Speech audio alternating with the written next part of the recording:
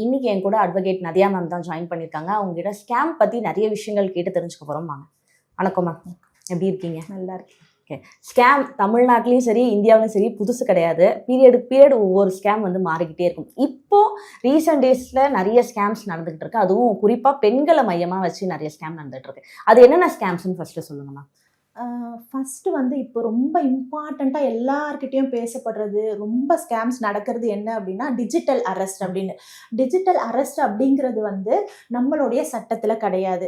அதாவது என்னென்னா, இப்போ ஒரு போலீஸ் செட்டப்போட போலீஸ் மாதிரியே வந்து அவங்களோட அந்த ட்ரெஸ்ஸஸ்லாம் போட்டுட்டு, பேக்ரவுண்டில் வந்து சிம்பிள் எல்லாமே வச்சுட்டு, அவங்க வந்து அவங்கள ரொம்ப பிஸியாக காமிச்சிக்கிட்டு என்ன பண்ணுவாங்கன்னா, வீடியோ கால் பண்ணுவாங்க. வீடியோ கால் பண்ணி நீங்கள் உங்களை அரெஸ்ட் பண்ண போகிறோம் அப்படிங்கிற மாதிரி சொல்கிறதான விஷயம். அப்படி சொல்லிட்டு சம் அமௌண்ட் அவங்களோட பேங்க்லேருந்து வேற ஒரு பேங்க் அக்கௌண்ட்டுக்கு டிரான்சாக்ட் பண்ணுறது, இந்த மாதிரியான ஸ்கேம் தான் இப்போ ரொம்ப நடக்குது.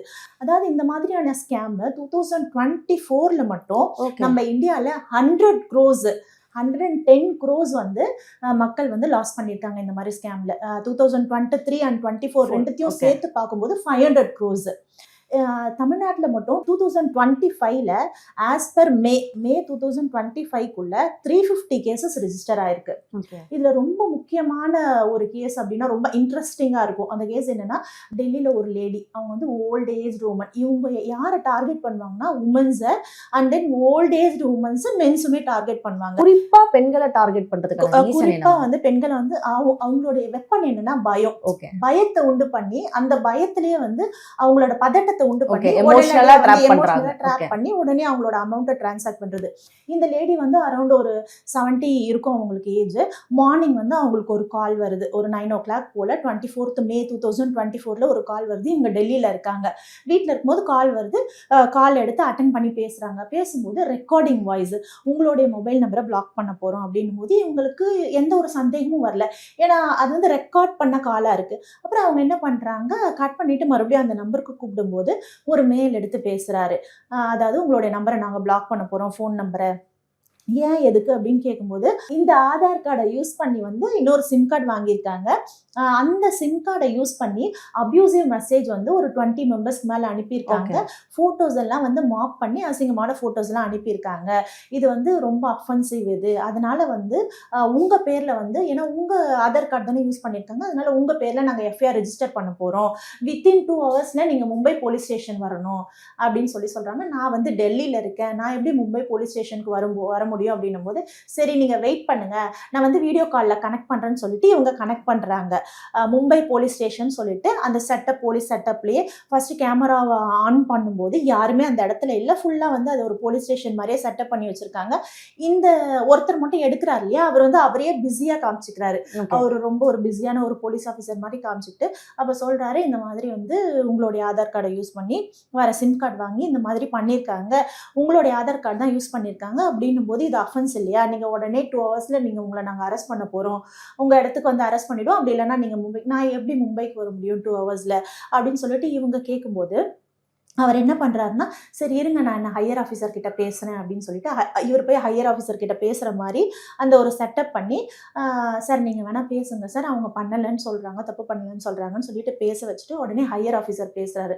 பேசும்போது உங்களோட ஆதார் கார்டு எப்படி யூஸ் பண்ணாங்க, எவ்வளோ பெரிய விஷயம் நடந்திருக்கு, இதெல்லாம் தப்பு இல்லையா, இது இல்லாமல் வந்து இன்னும் நிறைய பேர் வந்து கம்ப்ளைண்ட் கொடுக்குறாங்க, வேற ஏதாவது கம்ப்ளைண்ட்ஸ் வருதான்னு நம்ம பார்ப்போம், பார்த்துட்டு நான் உங்களுக்கு ஹெல்ப் பண்ணுறேன், இப்போதைக்கு எஃப்ஐஆர் ரெஜிஸ்டர் பண்ண வேணாம், ஆனால் நான் சொல்கிற மாதிரி செய்யுங்க, உங்களுடைய ஆதார் கார்டு கொடுங்க, நான் வந்து செக் பண்ணிக்கிறேன் அப்படின்னும் போது இவங்களோட ஆதார் நம்பர் கொடுக்குறாங்க. இப்படியே ஸ்டெப் பை ஸ்டெப்பாக ஒன்றா கேட்டுட்டு உங்களோட பேங்க்கில் எவ்வளோ அமௌண்ட் இருக்குன்னு கேட்கும்போது, என் பேங்க்கில் இருக்க அமௌண்ட்டை நான் சொல்ல மாட்டேன் அப்படிங்கிறாங்க.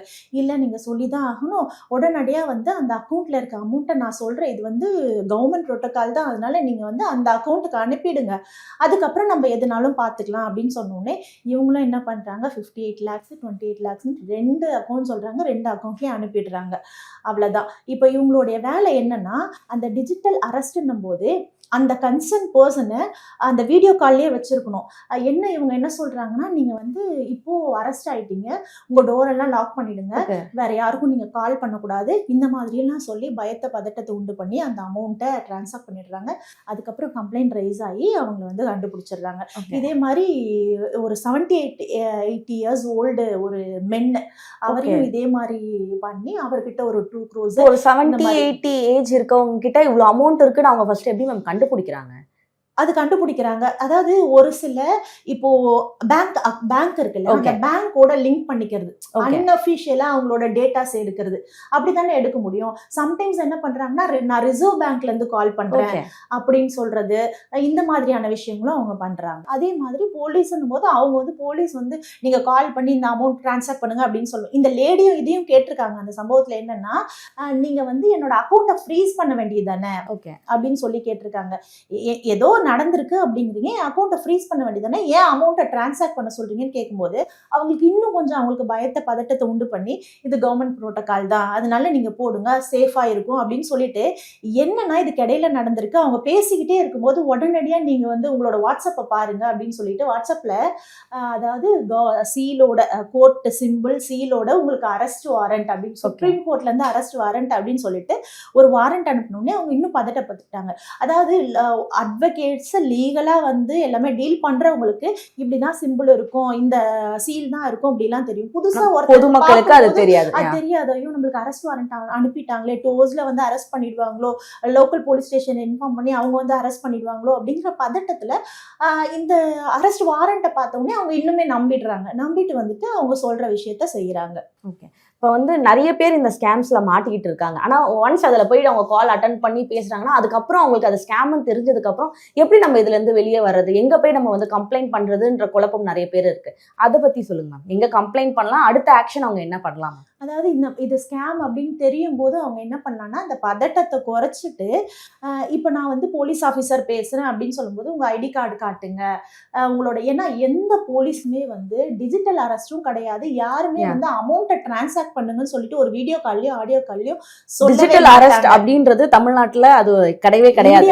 இல்ல, டிஜிட்டல் அரெஸ்ட் அப்படிங்கிறது இல்ல.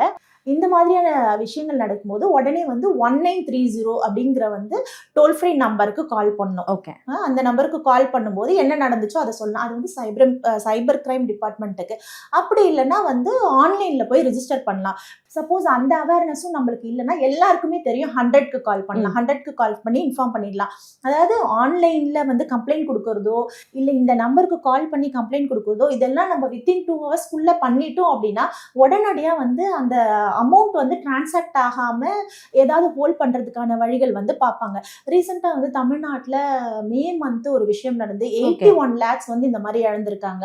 ஒரே ஆளே இழந்திருக்காங்க. அப்போ வந்துட்டு அவங்க கம்ப்ளைண்ட் கொடுக்குறாங்க. போய் கம்ப்ளைண்ட் கொடுக்கும்போது போலீஸ் என்ன பண்றாங்கன்னா, அந்த UPI transaction ID and then bank transfer இந்த டீட்டெயில்ஸ் எல்லாம் வந்துட்டு எல்லாத்தையும் சர்ச் பண்ணி எடுக்கிறாங்க.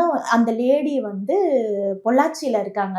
போய் அங்க விசாரிக்கும் போது அவங்களுக்கும் இதுக்கும் சம்பந்தமே இல்லை. அவங்க என்னன்னா வேற ஒருத்தர் அப்ரோச் பண்ணியிருக்காரு, இந்த மாதிரி ஆன்லைன் கேமிங்காக வந்து அக்கௌண்ட் தேவைப்படுது, இந்த கேம் நான் விளையாடும் போது எனக்கு வர ப்ராஃபிட்டுக்கு வந்து அக்கௌண்ட் வேணும், அந்த அக்கௌண்ட்ல உன்னோட அக்கௌண்ட்டுக்கு வந்துச்சுன்னா நான் வந்து அந்த அமௌண்ட்ல இருந்து உனக்கு 7% நான் தரேன் அப்படின்னு சொல்றதுக்காக பணத்துக்கு ஆசைப்பட்டுட்டு அவங்க அக்கௌண்ட் ஓபன் பண்ணி அவங்க கிட்ட கொடுத்துட்டாங்க. அப்புறம் அரெஸ்ட் பண்ணும்போது இந்த மாதிரி நிறைய பேர் அரெஸ்ட் பண்ணிட்டு மொத்தம் 4 பேர் அங்க அரெஸ்ட் பண்ணும்போது தான் இந்த மாதிரி விஷயங்கள் தெரிய வரும்.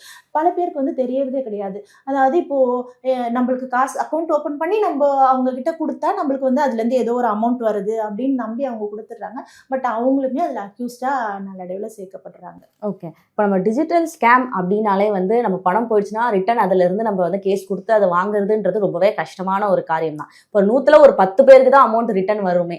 இந்த மாதிரியான ஸ்கேம்ஸ்ல நம்ம அரெஸ்ட் பண்றாங்க, இந்த மாதிரியான ஸ்கேம்ஸ்ல வந்து நம்ம கம்ப்ளைண்ட் கொடுக்குறோம் அப்படின்னா அதுல குற்றவாளியை கண்டுபிடிச்சு நம்ம பணத்தை மீட்டு கொடுத்துருவாங்களா இல்லை எப்படி மேம்?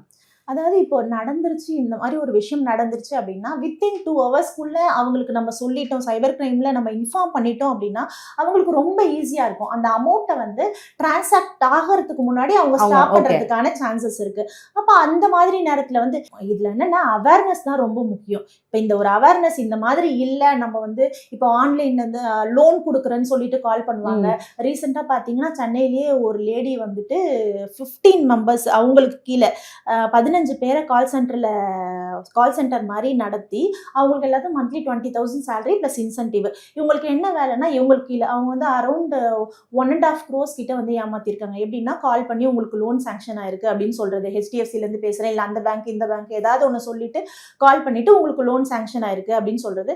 நம்மளும் லோன் சாங்ஷன் ஆயிடுச்சு அப்படின்னோடனே எல்லா டீடைல்ஸ் டாக்குமெண்ட்ஸ் எல்லாம் வாங்கிட்டு ப்ராசஸிங் ஃபீஸ் கொடுங்க அப்படின்னு சொல்லிட்டு அந்த மாதிரி ப்ராசஸிங் ஃபீஸ், அந்த ஃபீஸ், இந்த ஃபீஸ்ன்னு வாங்கி அதே மாதிரி 1.5 crore வந்து கால் சென்டர் மோசடி. இது இந்த மாதிரியான விஷயங்களும் நடக்குது. இப்போ ரீசெண்டா பார்சல் கால்னு சொல்லிட்டு வந்து ஓடிபி கேட்லாம் வர ஸ்கேம். ஆமா, அதாவது இப்போ வந்து கால் பண்ணி உங்க ஓடிபி கொடுங்க அப்படின்னு சொல்றது, ஏதாவது ஒரு ஏடிஎமோட பின் கொடுங்க. நிறைய பேர் ஏடிஎமோட பின்ல வந்து சேலரிலாம் இப்போ இன்னைக்கு தான் சேலரி ஒரு 20,000 25,000 வந்து மறுநாள் சேலரி அப்படியே இழந்தவங்களும் நிறைய பேர் இருக்காங்க.